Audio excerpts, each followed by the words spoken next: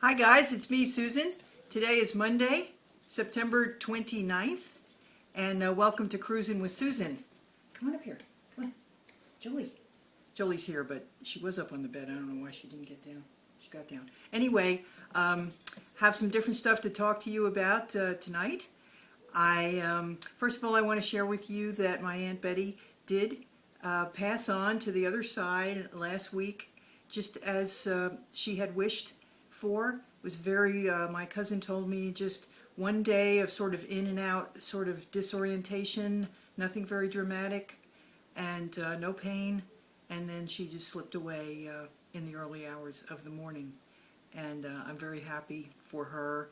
That's a good death in my opinion. If we get to pick, I certainly want to pick that one.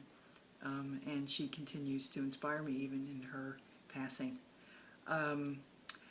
Okay, second, I told you I would tell you a little bit about my hypnotherapy session that I had, and it was very interesting. I think that for me, what made it useful was having a very clear-cut idea of what I wanted to work on there, which, as you may have guessed or might not have, is shame.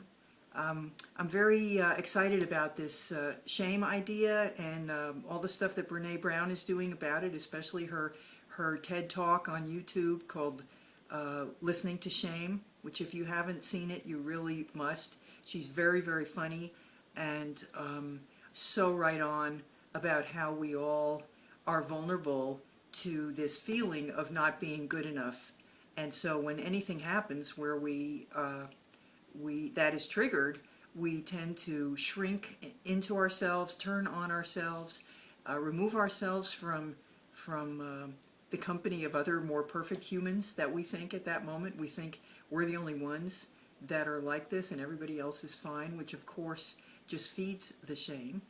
Whereas when you actually talk about it and admit it, you find everybody else has very similar feelings. I'll give you one funny example. I was talking to a friend of mine who is struggling herself right now with some depression, and she said, I want you to know that I find your videos inspiring because I think to myself, she said, I think to myself, well, she's got a PhD and she's still messed up.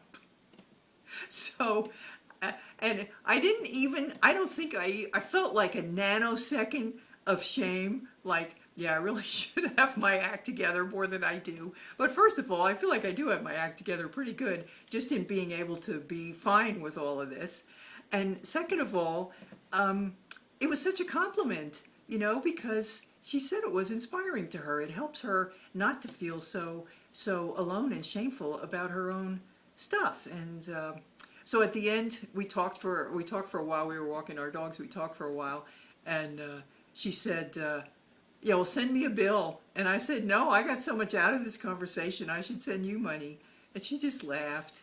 It's just so empowering to share feelings of inadequacy. It really is. You should try it sometime. You have to pick your people. You can't share it with someone who's got their own walls up, maybe, about wanting to admit it, or who thinks being perfect is still attainable.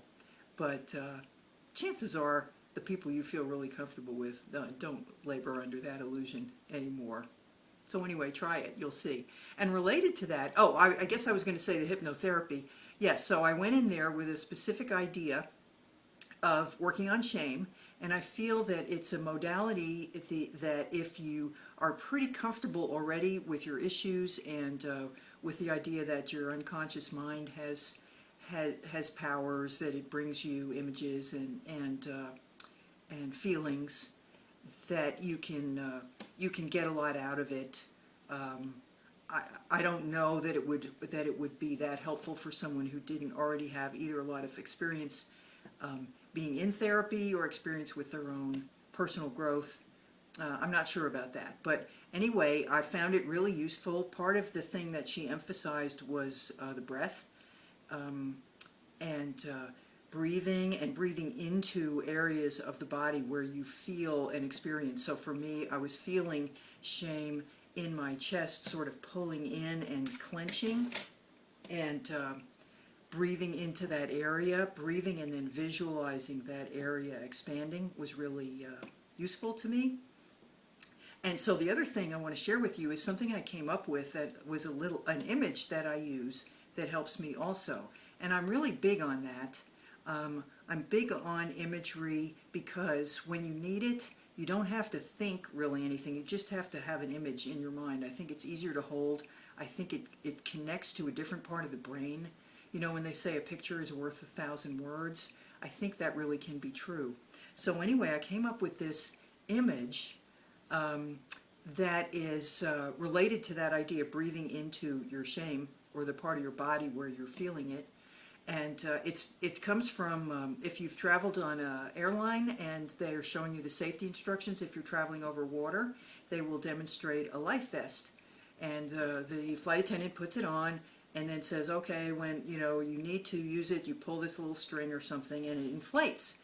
And then she says, if it doesn't, come on up here. Come on, Julie, up here on the bed. Good girl. There she is. If it doesn't inflate, they have a little tube.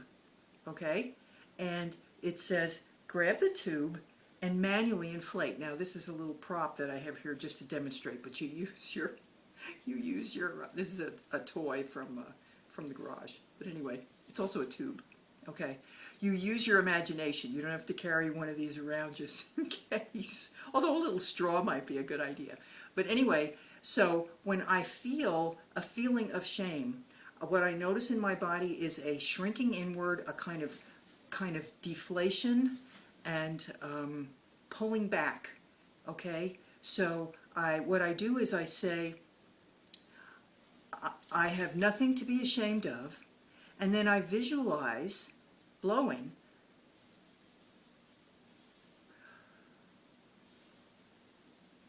into my little tube that inflates me. I start to stand up straighter, I put my shoulders back, my head goes up, and I say it again. I have nothing to be ashamed of. And the imagery of blowing air back into your deflated, because that word really describes, you're deflated when you feel like you've made a mistake or someone's been mean to you or criticized you or something. You deflate, and the breath, which is like the deep breathing that we've talked about, you blow yourself back up to your regular size and you say again, I have nothing to be ashamed of. And I just really like it. I get on these, I get ideas and then I start telling everybody about them, as you may have noticed. I do that.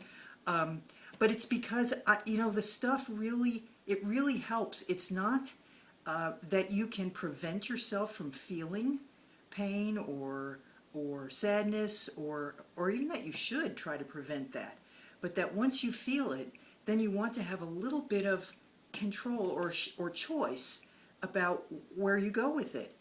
In the past, I could have a shame experience, often connected to rejection, especially in the last few years, maybe rejection in a romantic relationship. And I plummet. I mean, literally, it feels like kind of falling into a pit, and I have trouble getting out.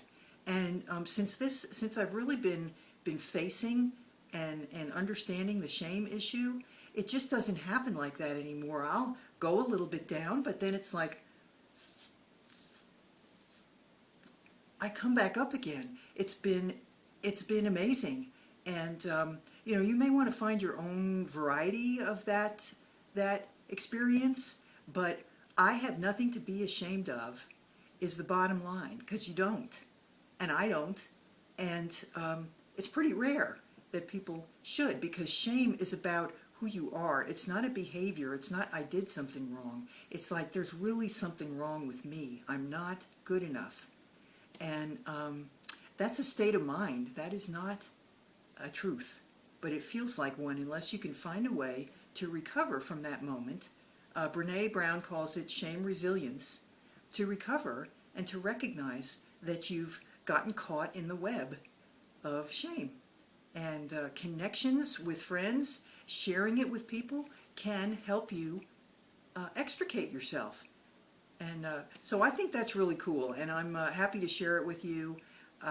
I'll try to be talking to you again soon. I've got a lot of cool ideas. I've got to tell you that at this point in my life, and I'm getting ready to be 67 years old, which sounds incredibly, horribly old.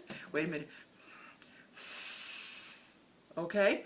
I can honestly say that over the past few days, I have felt like I've never been happier in my whole life.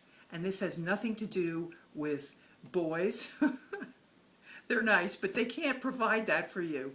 It's some kind of feeling of freedom and a feeling that I don't have to be perfect. I don't have to, I don't know. I can just be myself. And it's just overwhelming. And I'm very happy to be telling you about that, because this whole series of shows that I've been doing since I got my cancer diagnosis has really been an incredible part of that personal growth. And I love you all for being a part of that and for sharing it with me. You have no idea how important it is. And I hope it's been even half as important, or a quarter, or a tenth as important to you, or helpful, maybe once in a while. So anyway, I got to go. I see I'm over 11 minutes again. I just can't shut up when I'm excited about stuff. So that's cool. In the meantime, before I come back to see you on the next Cruisin' with Susan, I want to remind you to live well, laugh often, and love much. And I'll see you soon. Bye.